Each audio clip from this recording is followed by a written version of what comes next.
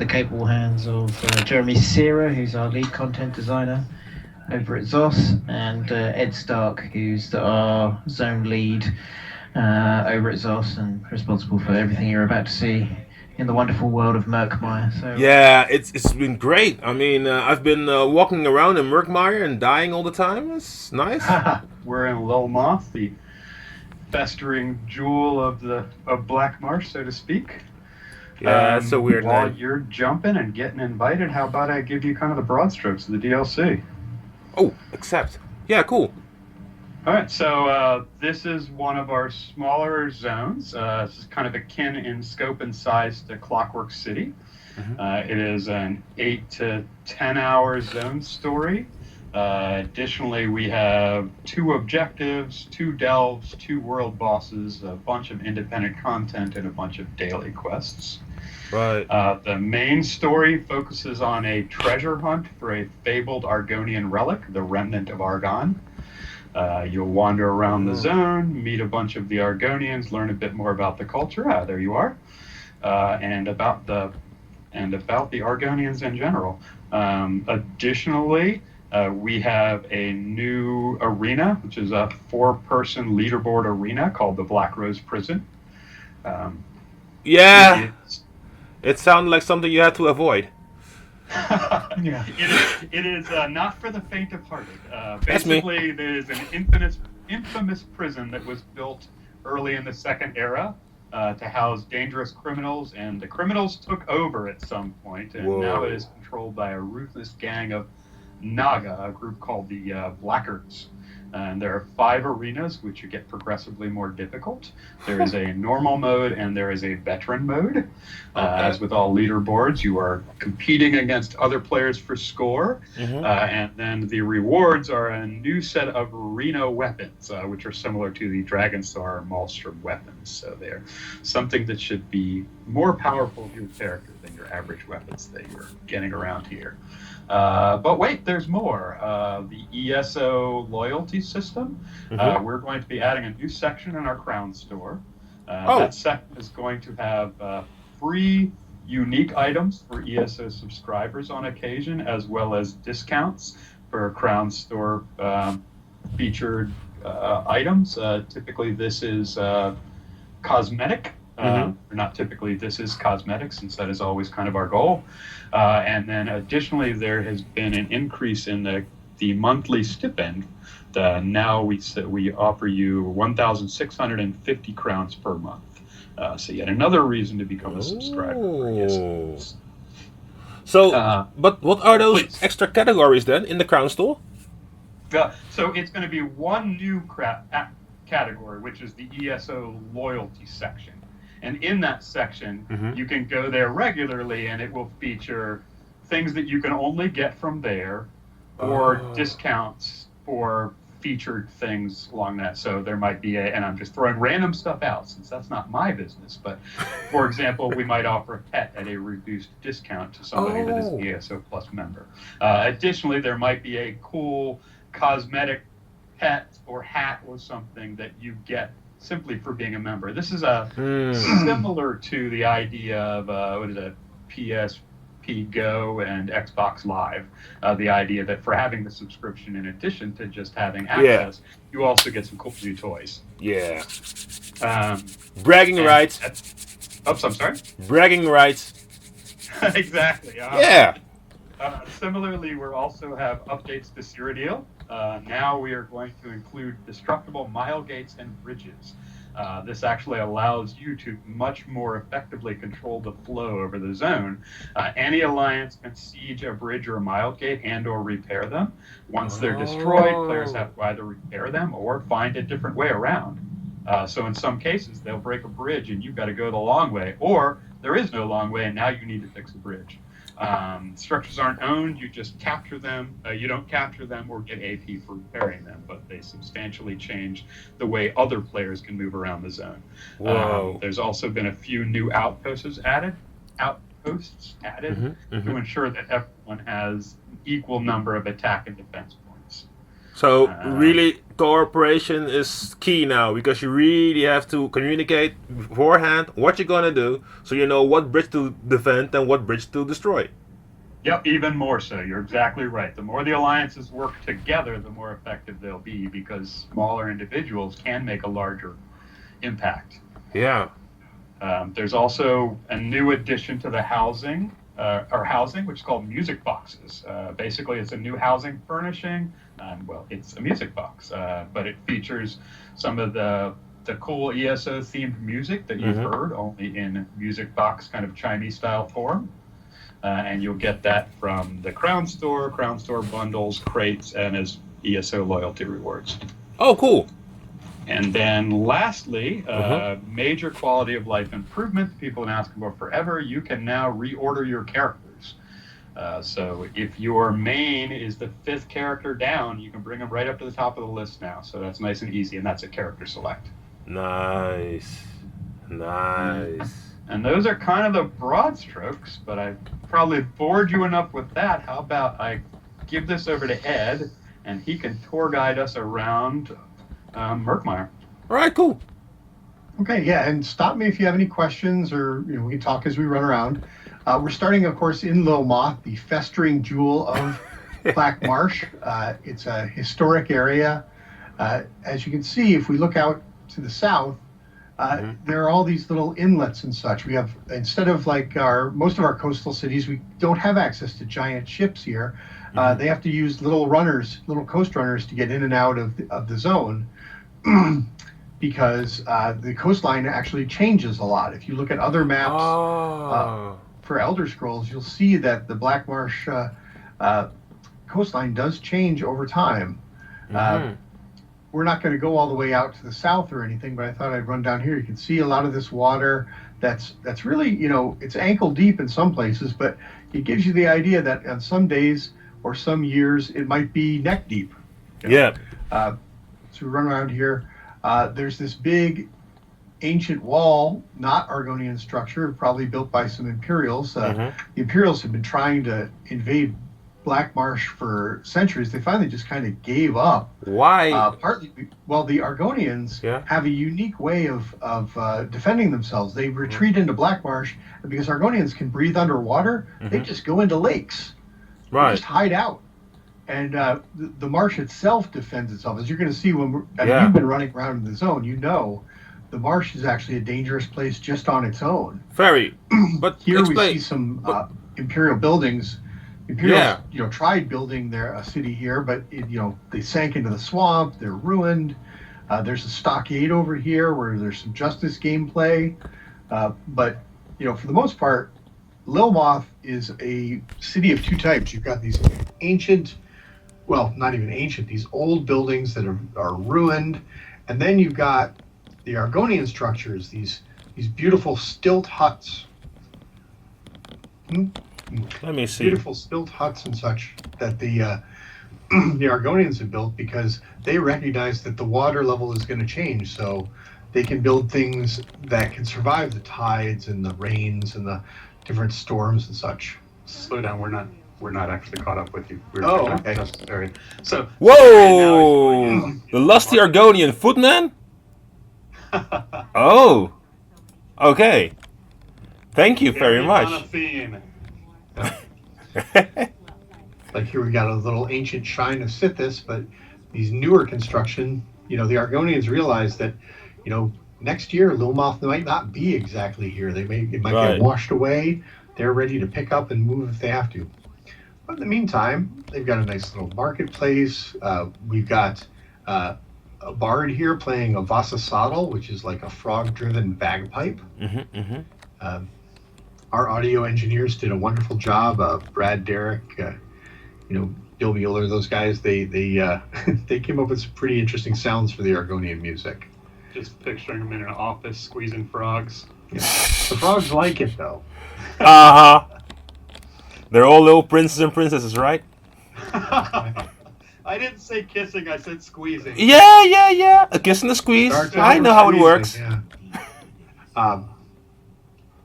But yeah, most of the important buildings in Lil Moth are built up on these stilt huts. Like here's the bank over here. and there's the crafting stations a little off to the west. So players will have an easy time moving around because they don't have to go up and down ramps all the time. There are a lot of these little bridges. There's still some remnants of old stone structures around, and you're going to find that throughout the zone. The zone itself is very Argonian. This is the place that Argonians live. It's where they came from. We've always seen Argonians as slaves or refugees or warriors. Now we get to see them in their natural habitat. This is where they were meant to be. So a lot of, while Ilmoth is very cosmopolitan, you've got people of other races here too. It is the Argonian homeland, so they're in charge. Any questions so far? Or? Yeah. So the inspiration, is that like from places like Indonesia, where the houses are on stilts and the water level keeps changing?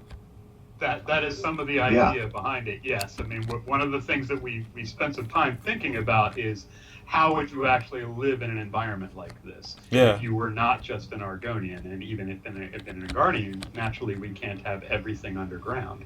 Right. For no other reason than not all of our players can go underground. Right. But yeah, it's something that we actually, when we're working out these areas, we spend a fair amount of time thinking about what are the biomes, what do things look like, where are the lakes, where are the rivers, things along those lines. So in this particular zone, we actually have picked out 3 different biomes. This is the southernmost, and this is kind of the coastal swamp, but you actually get further into more of the thicker forest. We looked at a lot of different swamps and fens and everything. I mean, we looked at things in South America, in Africa, in southern United States, Louisiana. But we also looked in Europe. There are places in, southern England, these fens that approach the ocean and things like that you don't think of as Argonian swamplands, but we tried to pick up some knowledge from all over the place. And our world builders and our fixture designers, our biome creators, they did such a wonderful job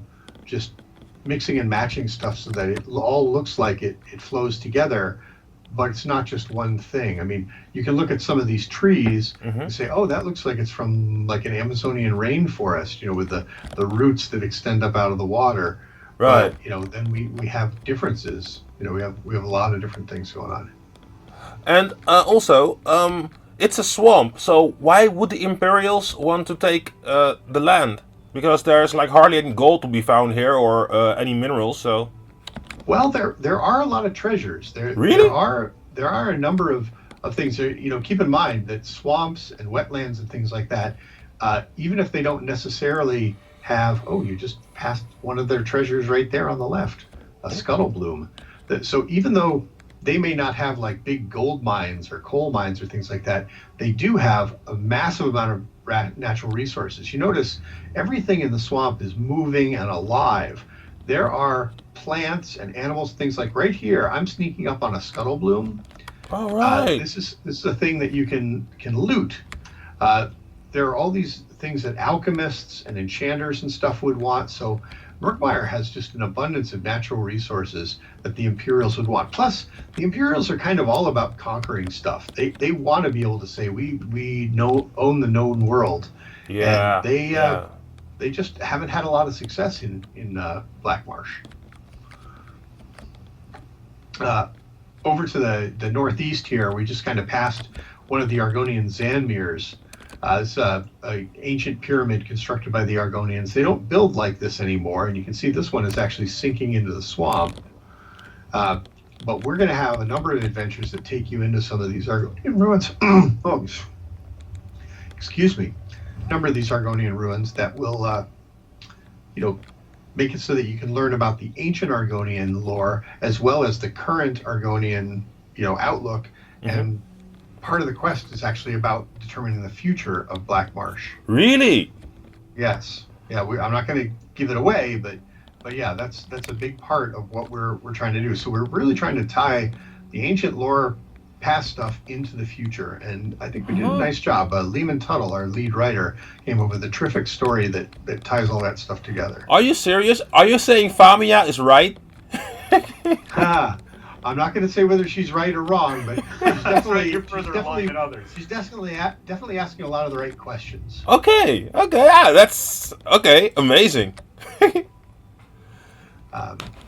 So let me see. Speaking of the past and everything, up here to the northwest, we got a couple of little huts and such coming up. And if you're familiar with some of the other Elder Scrolls games like Arena, Black Marsh has made an appearance now and again. And one of the important towns in Arena was a place called Alton Mere Hall. All right. Well, that's in Murkmire's future. So what we've got here is Alton Mere Hleel, a little trading post. It's just right now it's just a couple of buildings, but when you come upon it, a lot of our lore hounds for ESO or for Elder Scrolls in general are going to recognize it and say, "Hey, wait a minute! This is some place I've visited before or will in the future, depending on how you look at it." So again, you see the illustration of we got these little rivers and tributaries. People get on these boats, take them out to larger ships in the ocean, do trading, come back in, and so we're trying to set up what looks like a logical, interesting environment, in an economy and everything. But the Argonians are also big on having fun, and here they've got this weird little arena, where they play a game that other members of other races just struggle to understand. You can see there are a couple of Argonians dribbling what look like little sort of soccer type balls, but if we had time, we could talk to some of these NPCs and they could try and explain this game to you, and I can assure you will be more confused once you leave than when you started, because the Argonians are just kind of weird. Okay. It's also one of the distinctive characteristics of the Argonians that we tried to convey is they're actually very much in the present tense. They're not super worried about their past. That's one of the reasons why Famia is so interested, because she actually values it in some respects more than they. So this is a good example of they're doing something in the present. This is this thing they enjoy, and they're dealing with their current problems. But when you talk about something sinking into the muck and things like that, that was in the past. They're not particularly worried about that. So that's just something we tried to kind of convey through things like this, as well as kind of the story. Nice one. Also, because soccer is, of course, that was an invention of the South American Indians, and they're also we in definitely took some rainforest. inspiration from that. Although in one of the quests, you actually get to hear an NPC explain or try to explain what's going on here, and you'll notice there are some definite differences. Okay. Audience participation is a big thing. So off to the left here, there's a little campfire. I wouldn't bother those guys. They are Blackguard Stalkers. Oh, what the heck? I'm going to shoot them. What? Sorry, I'm wearing heavy armor. I want to try it out.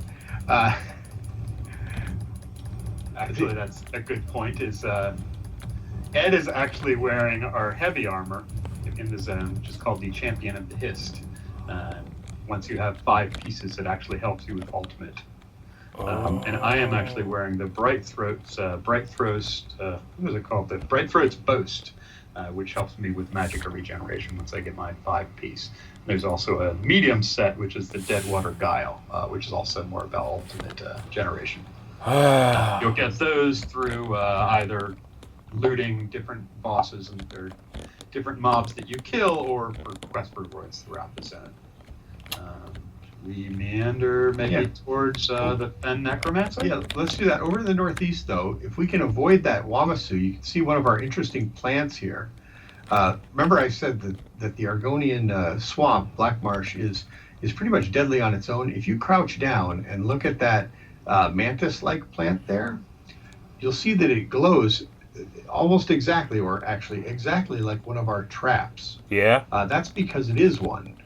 These plants are actually deadly traps that you can disable, but you can't really kill. This is a lantern mantis. Let me come back and I'll show you what it does if you aren't crouching down. So it stabs at me. But if I'm smart enough to sneak up on it, I can disable it temporarily. Now, as you'll notice, our encounter designers like Sean Wicks, Brandon Van Haren, those guys, they put a lot of those things near where there are other encounters. So even though the Lantern Manus itself isn't particularly tough, if I jump in and try and tackle that Wamasu, I might end up finding myself getting stabbed in the back. Yeah. And so that means you got to pay attention when you're running around Murkmire. So, yeah, I died a couple of times. I found out the hard way. Yeah. Well, then we've done our job right. So where did you want to go next? I was thinking we're pretty close to the Bakzul, or our necromancer. Maybe we could at least poke our heads through the door. That's right. Try and beat him up if we like, though of course he is tuned for 4 players, so that may be a bit much. Mm-hmm. Well, you got heavy armor. Give it a shot. I have steadfast armor. It looks like probably the easiest way is just to go over the bridge over here. Mm-hmm. So, yeah, we've got 2 world bosses in the zone. Right. And both of them, again, are tied into both sort of the past and the present of Murkmire. Bakzul here, or we also call him the Fen Necromancer. The Argonians, have a whole cycle of life thing going on. They believe that when they die, their history draws them back in and they're reincarnated. Right. Well, unfortunately, there are things like undead and necromancers around, and this guy, he's trying to capture Argonian spirits and trap them into an undead state as his servants. Really? You can see him there with his undead, and along the edge you've got these stakes. They're called grave stakes. These are they're kind of like tombstones that Argonians carve themselves with the story of their lives, and what they hope is that when they die, somebody will plant them in the swamp and stick the grave stake through them to keep them from rising as undead, because that's taking them out of the life cycle. Now, whether that's superstition or not, well, that's up to you to find out. But this guy has actually stolen a bunch of grave stakes and the corpses associated with it. So if we're serious, let's give him a try.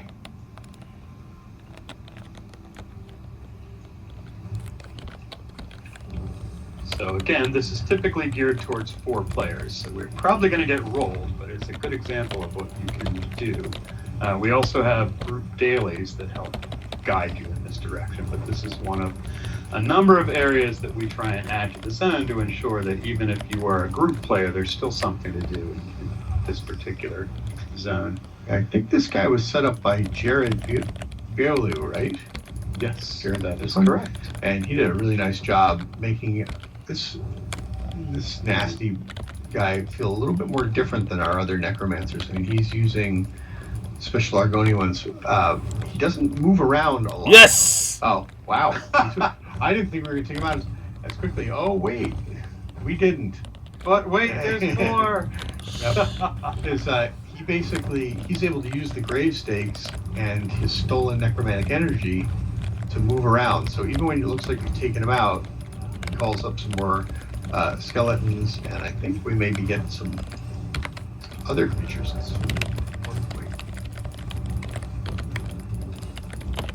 Yeah, I think he did a really good job with these fights. They've been a lot of fun. No. Something in Murkmire I think we did a pretty good job of is putting some interesting mechanics together for people to check out. Oh! No. Push Jabberjaw. Oh. Alright. I blame society. Fuck. I died. Oh, I'm not the only one. Let's revive in place and regroup at the entrance. I don't think we're going to be able to beat him, but that was fun. But yeah, that's basically the way this works is you could beat him repeatedly, but then he will continue to respawn, and I appear to have aggro too. So Yeah, let's get out of here. Go away, I think the skeleton. grave stakes are an especially interesting idea. It just kind of shows the psyche of the Argonian. Yeah. The idea that you're so prepared that you know that you're liable to drop at any moment. Kind of neat to think that they're thinking about that. Also a little depressing, but I mean, they live in a swamp. I think they've had a rough life. But they don't care about the past or the present or the future, but they do care about the grave stakes. They do. Well, they do care about those sort of things, but maybe not as much on a personal level. It's Whoa. kind of like they want to make sure that they survive. Oh, we've stumbled on some new undead. These are the bog blights. These were created by our encounter team, and you can see they're a little different than your typical zombie. They tend to be a little faster, and at a certain point, and they shoot out these swamp gassy stuff, and at a certain point, they will explode. Although we managed to avoid that with those guys. They don't all do it. Oh. Right then. Whew! We wander beyond Black Rose and then maybe check out Deadwater. Yeah, well, got more of these guys, but yes. These aren't too bad, especially if you're in a group. One of the things we try and do is tune the zone so that it's single player friendly, but then we put in things like the world bosses and the arenas so that there's a lot of good group stuff. It's definitely a lot more fun if you're with a team. Yeah, and safer. Yeah. Yes. We would like to encourage you to play, but certainly if you want to play by yourself, that is viable too. All right, should we head north-ish? Yep. We could swing by Black Rose, take a look at what that's like. Yeah, you can actually, one of the things that we had to deal with is that because it's a swamp, even though we do have 3 biomes, a lot of the area is kind of flat. But if you notice, as we're looking at the Black Rose Prison from here, you can see that fog and that mist. That's something our biome team did that really not only brings things in a little closer, but also makes it feel, spooky and murky, even during the daytime. As you go further and further into Black Marsh and into Murkmire, you are going to see that things get darker and more dangerous, just from a feel standpoint. And that's because the base pop gets nastier and the encounters are tougher. So we wanted to give the player kind of a visual warning, and say, hey, everything isn't all bright and sunny like it is down the southern coast. Aww. And then we don't need to wander in here because this will definitely beat us up. All right. Bye. But yes, this is Black Rose. This is where there are 4-player arenas and the leaderboard and the arena-style weapons. And if we continue further north, we can head over to the Deadwater tribe, which is a kind of unique tribe in the Argonians, in that they are comprised of Naga in addition to regular Argonians, which have a much different sort of profile. The weird thing is, though, and again, our encounter designers have stuck him near a crocodile. Yeah, I'm pretty excited about the arena. We've been looking for a little while to do another 4-person arena, since I know people really like the Maelstrom arena. Keep kind of in that vein, but naturally we are big on multiplayer. Those mosquitoes, by the way, I had a brood mother. Yeah. She beat me up twice, so then I just ran away, They are deadly, yes. I mean, one of the key bits for the brood mother is when you kill it, step back, because it has an expanding ring of basically larvae, which will then attack again. So you'll beat it up and then die to its children, effectively. Thank you. Like you are watching, indeed. I say this because it's happened to me dozens and dozens of times. I don't know why. I know it's going to happen, and I still don't step back quick enough. So this brings us to the Deadwater tribe. You can actually see their history in the distance. Yeah, if you notice, one of the things we're trying to get across is that the histories really kind of govern the nature of any individual tribe, and we've got 2 major tribes in Murkmire. We've got the Bright Throats who are off to the east, and then we've got the Deadwater who are here up in the northwest. And if you look at the Deadwater's tree, you can almost kind of figure out what the mentality of the Deadwater tribe is. They're very xenophobic. They are have a very fortress mentality. They built their village amidst some old Argonian ruins because it was strong. Their tree is very strong. If you come up and you look at some of these guards, I encourage you to zoom in and look up close at their faces, because they're a completely different type of Argonian. They're called the Naga. They're still Argonian, but their idea is that strength is the only way to be one with the Hist and to fulfill their destiny as Argonians. That plays very strongly into their contribution to both the zone story and the objective quests that they give you when you get up here. As you can see, we come up here. They're training for battle. Within their village, they think of themselves as the defenders of Murkmire. They don't want other people around. They're not even crazy about other Argonians, to be honest. But as we come around, you know, they're not evil. I mean, they're not going to attack you on sight or anything, but they're not crazy about you. But one of the things we learn is as we come up here, that's a fairly small portion of their village. The rest of it beyond here is all overgrown. There's nasty creatures out here that have taken over this part of the village. Even their history is partially exposed to deadly plants and deadly creatures because maybe the Deadwater aren't entirely right. Maybe the idea of not working with others has really hurt their tribe. So, you know, we see that's one of the problems you're going to have to help them solve. They're going to have to figure out how they can make their own way in the world, and you're going to get to help them. Right. Sounds like a good subject of an objective quest. Yes, it is. And the Bright Throats are the exact opposite. I mean, they're Hackwings. Kill the Hackwings. These are one of our new creatures, kind of like little velociraptors from Jurassic Park. They're deadly, they're fast, and in a group, if I was alone, I would probably be dead right now. Fortunately, you guys are here.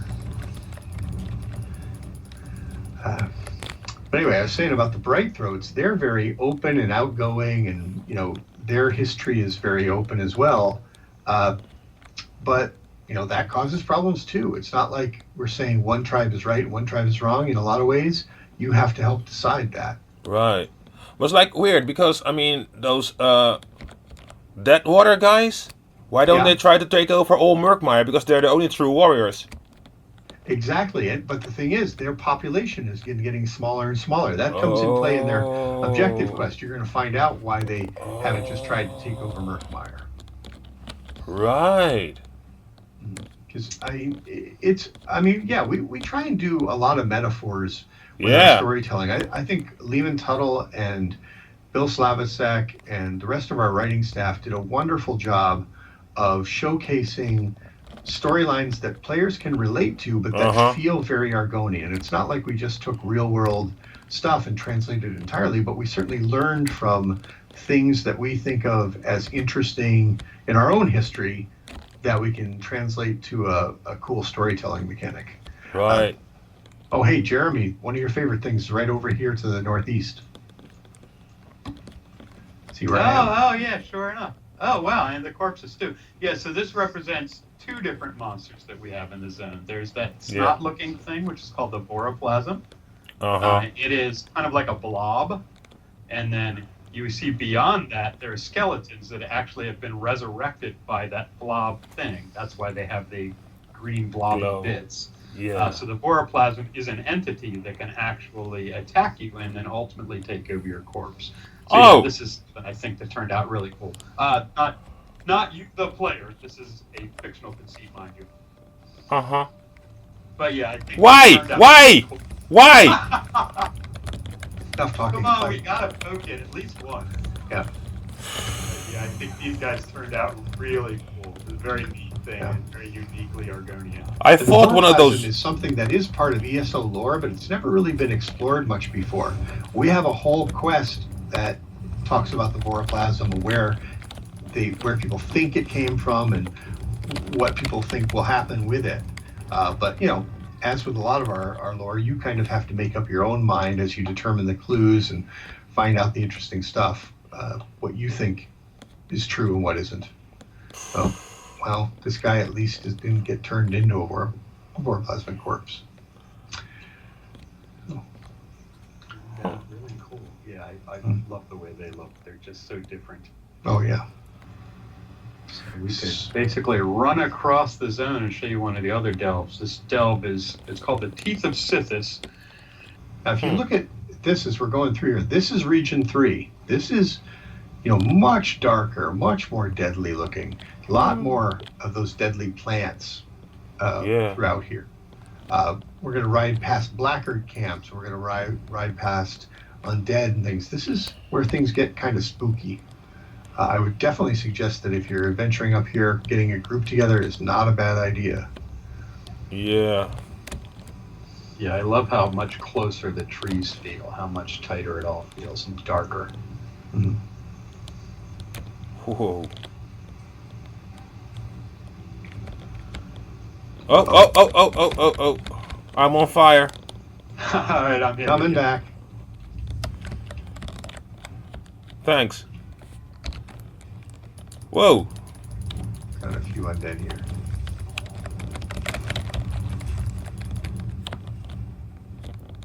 Okay. That wasn't too bad.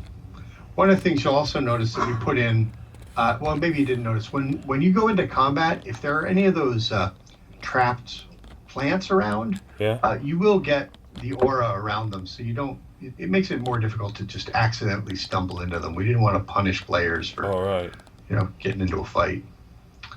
Okay, all right, we're coming up on the Teeth of Sithis. It's going to be kind of to our northeast.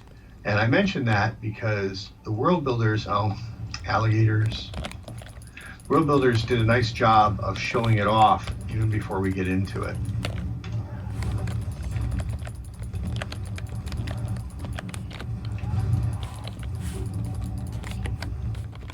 Yeah.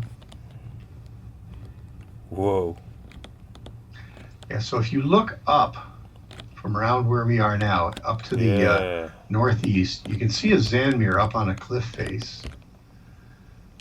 And if we can get at the right location, you'll actually see a second one. That's why they're called the Teeth of Sithis, because there's two of them, and they're joined by a bridge. Oh. Yeah. And that's all like the interior space of the teeth. Sorry. What's that? Oh, darn it. That animal is huge. Yeah. I want to mess with him right now. He's one of our unique creatures too, a Hist Guardian. Mm-hmm. You're going to end up dealing with them quite a bit. I think we need to go around. Oh, shoot. I'm sorry. That's okay. Oh, did you aggro? I'm Cool. stuck somewhere and... I'm with you, or I'll be with you in momentarily. We're terrible tour guides. We're getting you killed. Just I guess we're excited kind to of- show you everything. Here, look at this extremely dangerous thing.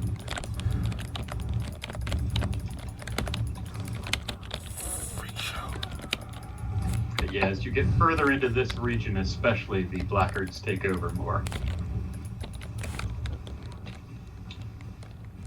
Uh, Wander around and hit this entrance. Mm. One of my favorite things is up on the right here.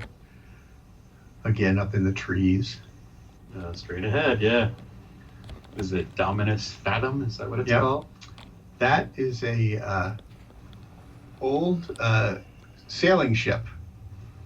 what? And nobody knows how it got there, but we do give you some clues.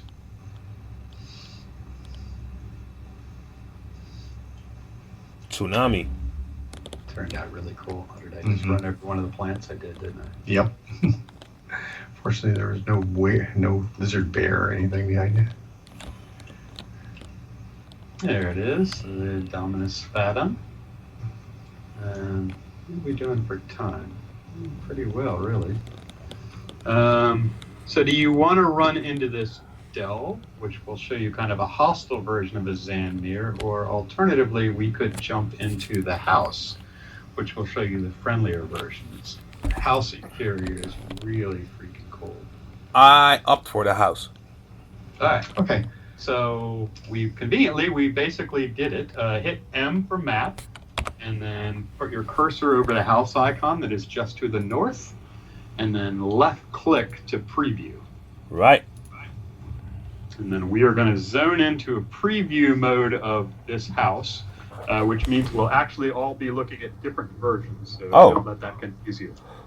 But yeah, I think that they did a really cool job with this. And if you were to run up to the exterior of this house, what you would see is that this house is up on a mountainside right next to a lake, which becomes relevant when you get into it because it is both situated on top of and below the lake. Are you logged in? Or Yeah, I'm there. I'm standing leave house exit. No, I won't. So. All right, so move forward, straight a little bit to the right is a doorway. You see the stairs, and it says Yeah. Lake Mire Zanmere. Yep. So click in there. That's going to take I'm you there. to the interior, and then Whoa. run down those stairs. That's and you big. are actually below lake level. I think this is one of the coolest things. You see the bubbles, you see the fish, you see the underwater. I just think the art department just knocked it out of the park. With So this. this is like really expensive. I don't know the price, but it certainly is not cheap, would be my guess. This is a manor. You can get it completely kitted out. You can get it empty. It's definitely a very cool thing. And then when you go to the south side of the wall, you may see there's a little whirlpool in one of the windows. Yeah. If you click on that, that's one of the things that we suggested that gets you in and out of the house. Really? So it pops you into functionally you're now in like an interior garden of your house. You're still in the house, but it's a way for you to go back and forth between the interior and the exterior. So it's like this house would be gigantic. so you're underwater and this portal keeps the water out, but I can just click on E and now I'm swimming. Yep. Yes. It's clearly it's magic. It's the hist. Yeah. But yeah, I think they did an amazing job with that house. I just think the idea of it is so cool. And then when you're on the outside, you can see you're in a little canyon area, a large canyon area, I should say. Waterfalls in the distance. One of the things that's cool too is when you build or buy accessories for your house, you can actually drop them into that watery area. So you can decorate, like, put a sunken statue out there or something like that if you want. Whoa. Let me check this out again. This is huge, man. Yeah, it turned out really cool. Yeah, I'm super excited to get this one in game. I love the aesthetic, and that's something we try and think about when we're creating new houses. Is what is it that sets this house apart? And very clearly for me, it is the underwater component. But I also love the idea of just getting the nice vista in the above land. And you got the romantic sauna bit downstairs, I see. Yeah, it turned out pretty awesome. There's more to see, but that kind of broad strokes is some of the cool stuff in the zone. Is there any additional questions you had or places you wanted to check out? I mean, most of the things are new, so I don't know what to ask because then and also the things that I got stuck in playing are all spoilers. Yeah. Because I was with Hasara and we're trying to save her children, if you know what I mean. Oh, that's the Bright Throat's objective. Yeah, some orange fumes going on there. I'm glad we went off to the west because you've already seen the Bright Throat stuff. So. Yeah. Well, I've seen some, but I mean, Sukas, I don't trust him. Is that just me or? Well, it's not entirely you, but again, I don't want to give anything away. But again, through Zukas and Jaxic Orn, we get to see sort of the epitome of what the Bright Throats and the Deadwater are like. They both showcase their tribes very well. So, the Bright Throats are very diplomatic and everything, but they also, got a little bit of con man in them. They survive by their wits, and that means sometimes taking advantage of people. I mean, Zukas especially is a good example of someone. To my mind, I more picture it as he is a local, and people try and take advantage of him. Yep. As opposed to the other way around. So basically, he is disabusing them of their notions that he is a simple native. Mm-hmm. You know what it is? Like I was in the Sandmere, and I was in trouble, and suddenly he is there, and I'm like, how did you get here? Did you teleport in, and you know where I am, everything, you knew where everything was? I don't trust you, man. Well, he was following you. I'll give you that. But yeah. He is supposed to be a bit of a lovable rogue. So I think you got that right. Yeah. And the Bright Throats are definitely an interesting study compared to the Deadwater. They're far more social Yeah. than they are warrior. The idea is that they're more the tradesmen of the.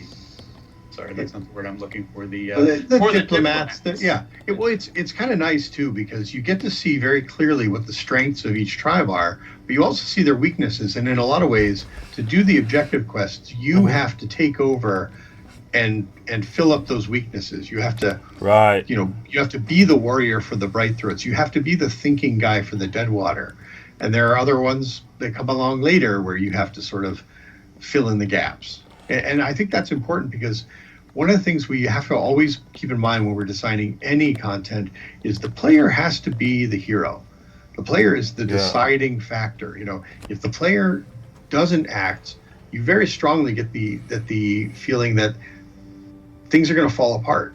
If the player doesn't step in and do something, there's going to be a major problem. And I think that's an important part of Elder Scrolls Online is that even though it's a multiplayer game, you feel like you personally are important and you're shaping the way the zone comes out. And I think Murkmire, when you play through the end of the main quest, you'll realize that you really did shape the zone and change things for hopefully the better.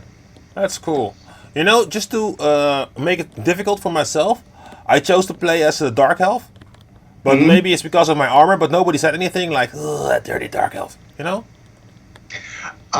You'll get a little bit of that, but keep in mind, while we do put some of that stuff in, our fiction writers, Lehman and his group really did a great job of that. Argonians, in a lot of ways, see people as soft skins or not. Oh. You're either Argonian or you're not, because keep in mind, Dark Elves versus Altmeri, things like that.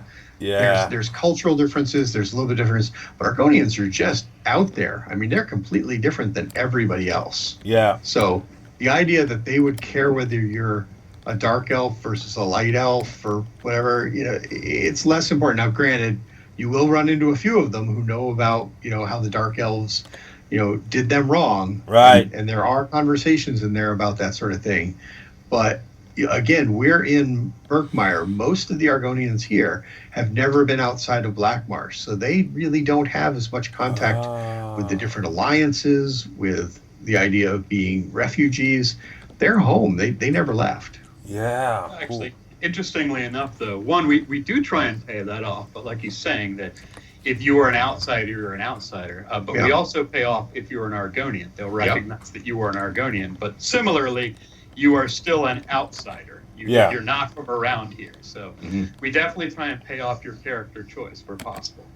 Yep. So we're starting to run down on time. Is there anything else you had questions about?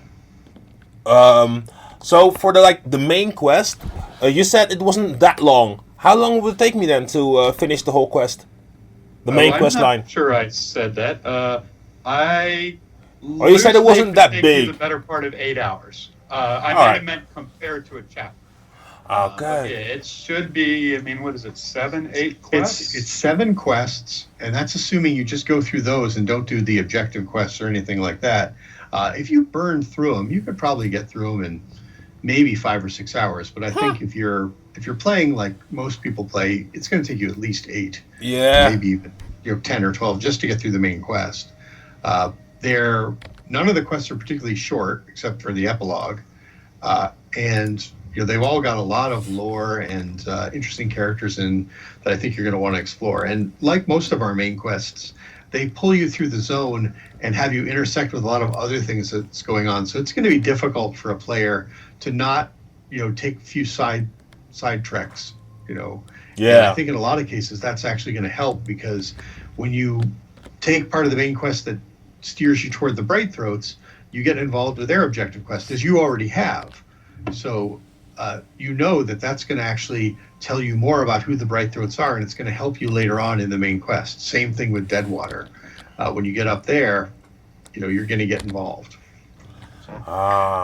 And we were there, so I have to go back actually. Yeah. And the zone story only represents maybe 25% of the quests in the zone. There's we got lots of independent content. A lot. I can't think of how many, but it is a lot. I think we depending on how you count it, we definitely got more than 30 quests in the zone. I think. It's 40 plus. Yeah. Whoa! But that's 3 sets of dailies. We've got dailies that surround the world bosses. Those are your group dailies. We've got single player dailies that mostly tie into the delves in a lot of ways. And then we've got another set of dailies that I'm just going to nickname village dailies, and you can find out why later on. But they're more spread around the zone dailies. And you unlock them completing the zone story. Yeah, thank you for your tour. I did find, by the way, that I found the Argonians in Murkmire more colorful than the other ones, in Cyrodiil. Maybe That's terrific. Yeah, we were excited to present it to them, and I think it's been a long time coming. So Lehman, especially the primary writer here, was super gung-ho to kind of dig deep and talk about the Argonians and what they're like. Alrighty. Cheers, guys. Catch you later. Take care. Bye. Bye.